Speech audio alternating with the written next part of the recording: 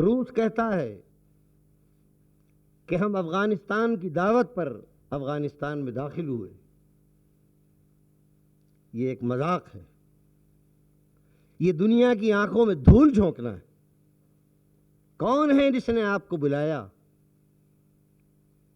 کئی سال سے جو افغان، غیور افغان برابر مزاحمت کر رہے تھے اور روس کے وہ ایجنٹ برابر انہیں کچل رہے تھے. آپ کہتے ہیں کہ افغانستان نے آپ کو دعوت دی. کس نے آپ کو دعوت دی؟ اقدام کی تائید ہو رہی ہے. اس کو اچھالا ہے کابل نے، کابل کے روسی ریڈیو نے. ہندوستان تائید کر رہا ہے، پرائم منسٹر تائید کر رہی ہیں. حالانکہ وہ تائید ہے نہ تردید ہے. وہ تو کچھ ڈھیلی ڈھالی سی باتیں ہیں جو ہوتی ہیں سیاسی لوگوں کی طرف سے. وہ فوجی طاقت سے ہمارے خیالات میں اصلاح لے آئے اور ہمیں ترقی کے نام پر آگے بڑھائے، پیچھے ہٹائے، تو اس انداز سے ہمارے ہاں کچھ ہونے والا نہیں ہے. ہم ہندوستان پر قیاس کرتے ہیں. ہندوستان ایک مذہبی ملک دل میں پھنسا دیا ہے. مجھے حیرانی ہے اس دور میں کہ جس دور میں روس خود اپنے ہاں اس مذہبی، میں اپنے الفاظ میں کہہ رہا ہوں کہ ایک پاکستانی نوجوان ہی اس انداز سے ان حالات کو سوچ سکتا تھا. بس اور ہماری یہ آواز نحیف ہو سکتی ہے، لیکن ہمیں یقین ہے کہ ہمارا اظہار نفرت روس کے اقدام کے خلاف، اظہار ناراضگی جو ہندوستان کے عوام کی طرف سے خیالات سنیں گے. اب آپ کے سامنے پہلے ریزولوشن آئے گا. This meeting of the citizens of Delhi, held on 20th January 1980 at the town hall, unequivocally condemns the Russian interference in the internal affairs of Afghanistan. It is the unanimous opinion of the meeting that the massive armed involvement of the Soviet Union is nothing short of aggression against the people of Afghanistan and virtual annexation of that country in flagrant contravention of the United Nations Charter.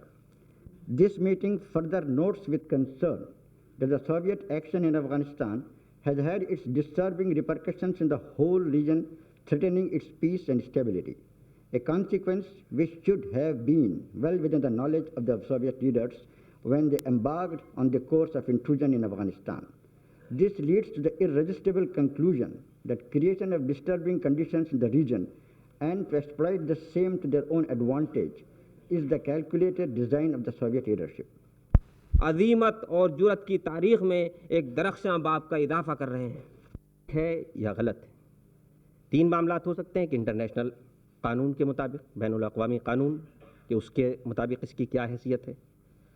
دوسری بحیثیت ہندوستانی کے ہمیں اس پہ کیا ایٹیچیوڈ اختیار کرنا چاہیے، کیا رویہ اختیار کرنا چاہیے. اور تیسری بحیثیت مسلمان کے ہمارا کیا اس پر رد عمل ہونا چاہیے. میں اس میں کوئی شرم محسوس نہیں کرتا ہوں کہ ہم مسلمانوں کی جب کبھی بھی کہیں بھی ملک، کسی بھی ملک کے اندر کوئی پرابلم، کوئی دقت، کوئی پریشانی کھڑی ہوتی ہو تو اس کی تمام دنیا کے مسلمانوں کے اس کے اوپر غور کرنا چاہیے. اور مجھے اس میں کوئی نہ ہچکچاہٹ ہے نہ شرم ہے کہ ہمیں بھی محسوس کرنا چاہیے وہ ان کی تکالیف کو، کیونکہ یہ ایک ایسا تعلق ہے کہ جو قدرتی ہے، جس کو الگ نہیں کیا جا سکتا. بین الاقوامی معاملات میں آپ نے دیکھا ہے کہ یہ تینوں چیزیں مفقود ہیں، تینوں چیزیں موجود نہیں ہیں. تو لہٰذا میں یہ سمجھتا ہوں کہ وہ لوگ جو بین الاقوامی قانون کا بہانہ لے کر اس کو جائز اور ناجائز قرار دیتے ہیں وہ بیسیکلی ہی غلط بات کر رہے ہیں اختیار. ہمیں تو بحیثیت انسان کے دیکھیے کہ بحیثیت انسان کے یہ معاملہ صحیح ہے یا غلط ہے. اگر صحیح ہے تو پھر ہمیں اس کی حمایت کرنی چاہیے، اور اگر غلط ہے تو پھر اس کو ہمیں ہر طرح مذمت کرنی چاہیے، اور جتنی بھی ہم سے ہو سکتی ہو اس کی کوشش کی جانی چاہیے کہ جو ہمارے بھائی افغانستان کے لوگوں کے اوپر قبضہ کر لیا ہے اس نے، روس نے، وہ خالی کرے اور ان کو آزادی ملے.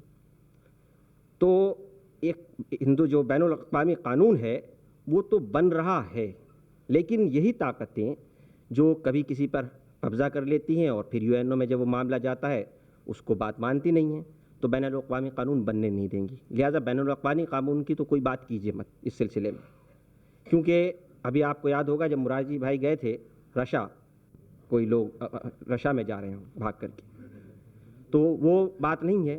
ہمارے لوگوں کو تو کوئی جھجک ہونی نہیں چاہیے اس میں، کیوں واقف ہے، میں بھی واقف ہوں کہ پچھلے دنوں جب سینٹرل گورنمنٹ کچھ کمزور ہوئی اندرا گاندھی کے دور میں مطلب اس کی ایمرجنسی سے پہلے کی بتا رہا ہوں، تو اس وقت تامل ناڈو کے لوگوں نے اپنے ہندوستان کے عوام کا خیال ہے اور آپ کے حملہ آور ہو جائے تو کیا آپ اسے برداشت کریں گے؟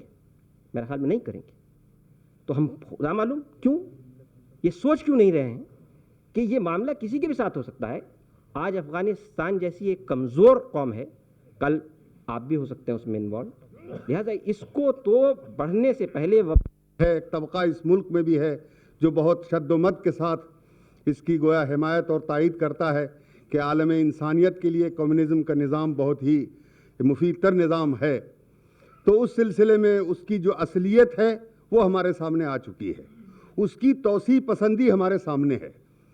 یہ دنیا میں چند طاقتیں ہیں جو سارے عالم پر اپنا اقتدار جمانا چاہتی ہیں. روس اس سے پہلے بھی اس طرح کے اقدامات کرتی رہی ہے. افغانستان کے واقعے کو ہم اس حیثیت سے دیکھیں کہ ایک تو ہمارا ہندوستان سے جو تعلق رہا ہے روایتی طور پر وہ اپنی جگہ پر ہے، اس سلسلے میں مولانا اخلاق حسین صاحب نے روشنی ڈالی ہے. ہم تو یہ عرض کرنا چاہتے ہیں کہ دنیا کے وہ چھوٹے چھوٹے ممالک، خاص کر افریقہ اور ایشیا کے ممالک جو اس گرد و نواح میں ہیں، اگر اس طرح کا غلبہ جاری رہا تاکہ دوسروں کو بھی معلوم ہو کہ ہمارے کیا جذبات ہیں. اور دوسری بات یہ ہے کہ ہمارے واسطے یہ حالات جو سامنے آ رہے ہیں یہ کوئی جدید نہیں ہے، ستیزہ کار رہا ہے ازل سے تا امروز، چراغ مصطفی سے شرار بولہبی، اور کچل دینے کی بھرپور کوشش کی ہے. مگر ہم یہ بھی دیکھتے ہیں کہ ان غیور افغان نے جو اللہ پر، اس کے رسول پر، یوم آخرت پر، قرآن پر اور اسلام پر ایمان رکھتے ہیں اور جن کے رگ و ریشے میں توحید، رسالت اور آخرت کا خون گردش کر رہا ہے، اور جو یہ نصب العین اپنائے ہوئے ہیں کہ بہر قیمت مملکت افغانستان کو اسلام کے سانچے میں ڈھالیں گے، انہوں نے اپنے حال اور قال سے دنیا کے سامنے